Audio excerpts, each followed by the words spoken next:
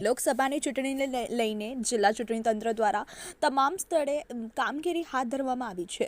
મતદાનના દિવસે કોઈપણ બૂથ પર વોટિંગની સમસ્યા ન સર્જાય અને વધુમાં વધુ મતદાન થાય તે માટે તંત્રએ આગોતરું આયોજન કર્યું છે. જિલ્લા સેવા સદન ખાતે જિલ્લા ચૂંટણી અધિકારી યોગેશ નિરગુંડેની ઉપસ્થિતિમાં ઈવીએમ અને વીવીપેટનું પ્રથમ કોમ્પ્યુટરાઇઝ્ડ રેન્જમાઇઝેશન કરવામાં આવ્યું હતું.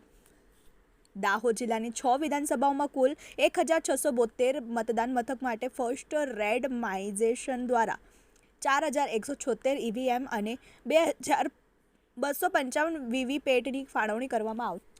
ચૂંટણી તંત્ર દ્વારા માન્યતા પ્રાપ્ત તમામ રાજકીય પક્ષોના પ્રતિનિધિઓની ઉપસ્થિતિમાં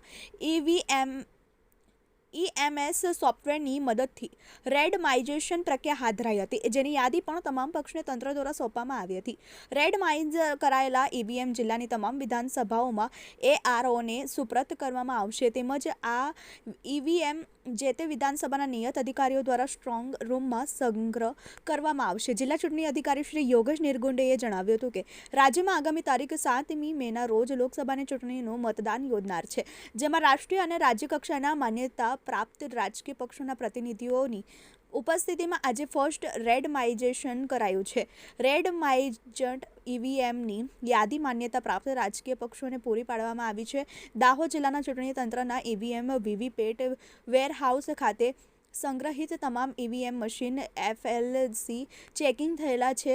રેન્ડમાઇઝ્ડ ઈવીએમ જિલ્લાની વિધાનસભા મત વિભાગના મદદનીશ ચૂંટણી અધિકારીઓ એઆરઓને સોંપવામાં આવશે, જ્યાં આરઓ દ્વારા વિધાનસભા મત વિભાગ કક્ષાના સ્ટ્રોંગ રૂમ માન્યતા પ્રાપ્ત રાજકીય પક્ષોના પ્રતિનિધિઓની હાજરીમાં નિયત પ્રોટોકોલ મુજબ ઈવીએમ રાખવામાં આવશે. ચૂંટણી તંત્ર દ્વારા માન્યતા પ્રાપ્ત તમામ રાજકીય પક્ષોના પ્રતિનિધિઓની ઉપસ્થિતિમાં ઈએમએસ સોફ્ટવેરની મદદથી રેન્ડમાઇઝેશન પ્રક્રિયા હાથ ધરાઈ હતી. હવે વિધાનસભા બેઠક કક્ષાએ દ્વિતીય રેન્ડમાઇઝેશન કરવામાં આવશે. ઉલ્લેખનીય છે કે જિલ્લા ચૂંટણી તંત્ર દ્વારા કોમ્પ્યુટરાઇઝ્ડ રેન્ડમાઇઝેશન દ્વારા દાહોદ લોકસભા બેઠક હેઠળની 6 વિધાનસભાના બેઠકોમાં 1672 મતદાન મથકો ખાતે મૂકવા માટેના ઈવીએમ અને વીવીપેટની ફાળવણી થશે.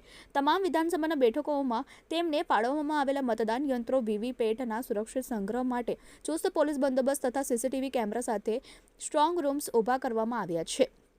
ઈવીએમમાં બેલેટ યુનિટ અને કંટ્રોલ યુનિટ એમ 2 એકમોનો સમાવેશ થાય છે. ફર્સ્ટ રેન્ડમાઇઝેશન દરમિયાન ચૂંટણી પંચે ઠરાવેલા ધારાધોરણો પ્રમાણે પ્રત્યેક વિધાનસભા ક્ષેત્રમાં કુલ મતદાન મથકોની સંખ્યા 125% લેખે બીયુ બેલેટ યુનિટ, 125% લેખે સીયુ કંટ્રોલ યુનિટ અને 135% વીવીપેટ તકેદારીના રૂપમાં ફાળવણી થશે. 1672 મતદાન મથકો માટે ઉપરોક્ત ધારાધોરણ પ્રમાણે બેલેટ યુનિટ્સ, કંટ્રોલ યુનિટ્સ અને વીવીપેટની ફાળવણી કરાશે. ફર્સ્ટ રેન્ડમાઇઝેશન બાદ સશક્ત પોલીસ સુરક્ષા હેઠળ તારીખ 8/4/2024ના રોજ જિલ્લાના સંબંધિત એઆરઓને ઈવીએમની સોંપણી કરવામાં આવશે. મતદાનની તારીખ પૂર્વ દરેક વિધાનસભા બેઠકને ફાળવવામાં આવેલ કુલ ઈવીએમ અને વીવીપેટનું ફરીથી સેકન્ડ રેન્ડમાઇઝેશન કરાશે અને તેના આધારે કયા નંબરનું યંત્ર કયા મતદાન મથકે જશે તે નિર્ધારિત કરાશે. આ વેળાએ પ્રાયોજના વહીવટદાર શ્રી સ્મિત લોઢા, શ્રી અમોલ આવટે, સંખ્યાધિક અધિક કલેક્ટર શ્રી જયેશ ઉપાધ્યાય, નાયબ જિલ્લા ચૂંટણી અધિકારી શ્રી હેતલબેન અને મદદનીશ ચૂંટણી અધિકારી શ્રી નીલંજાસા રાજપૂત, મદદનીશ ચૂંટણી અધિકારી શ્રી મિતેશ વસાવા, મદદનીશ ચૂંટણી અધિકારી શ્રી જ્યોતિબાસ ગોહિલ, મદદનીશ ચૂંટણી અધિકારી શ્રી બીજી નીનામા, મદદનીશ ચૂંટણી અધિકારી શ્રી એ.કે. ભાટિયા, માર્ગ અને મકાન વિભાગના કાર્યપાલક ઇજનેર શ્રી સકીનાબેન, નાયબ જિલ્લા વિકાસ અધિકારી શ્રી રાઠવા, મામલતદાર શ્રી કે.કે. વાળા ઉપરાંત રાજકીય પક્ષોના પ્રતિનિધિઓ અને અધિકારીશ્રીઓ ઉપસ્થિત રહ્યા હતા. જેની શેખ, ટીવી 18 ન્યૂઝ, દાહોદ.